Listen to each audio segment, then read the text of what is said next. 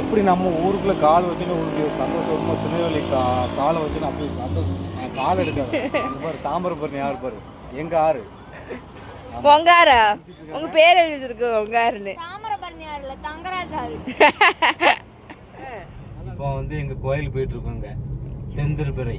சரிங்க. வருஷம் நாங்க வந்து பரம்பரை நாங்க அந்த கோயிலுக்கு வருவோம். சொல்லிட்டே இருக்காதீங்க.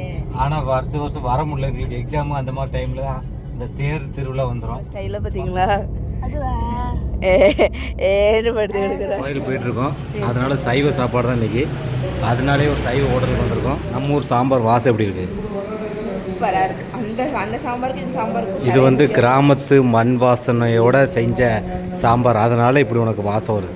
சரியா? உலகத்தில் நீ வேற எந்த ஊருக்கு போனாலும் இப்படி ஒரு சாம்பார் இப்படி ஒரு சாப்பாடு நீ சாப்பிட முடியாது. நல்ல மண் வாசனையோட கிராமத்து சாப்பாடு சாப்பிட்றதுனா திருநெல்வேலி மட்டும்தான் அந்த சாப்பாடு கிடைக்கும். வேறு எந்த ஊர்லேயும் உலகத்தில் கிடைக்கும்.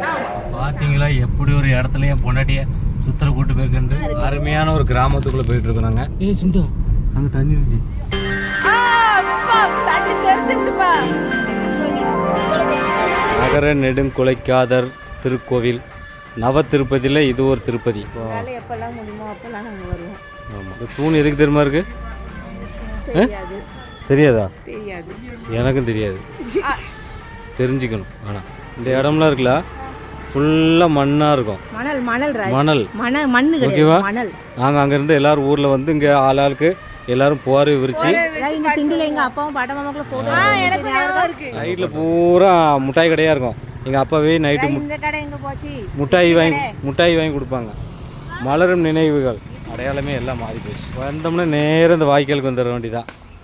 வந்து ஒரு கூலியில் போட்டோம்னா சும்மா ஜம்முன்னு இங்கே மேலே இந்த திண்டுலேருந்து அங்கே குதி போனாங்க தெரியுமா?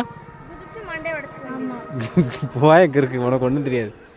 சரி வாங்க சாமி கூட போகலாம். சாமி பத்தி சாமி கும்பிடலாம். சரிங்க. 7th you 10th going to 10th போய் சொல்லப்படாது சாமி தான். சாமி கும்பிட்டு புரிஞ்சிச்சு. மன நிறைவா இருந்துச்சு.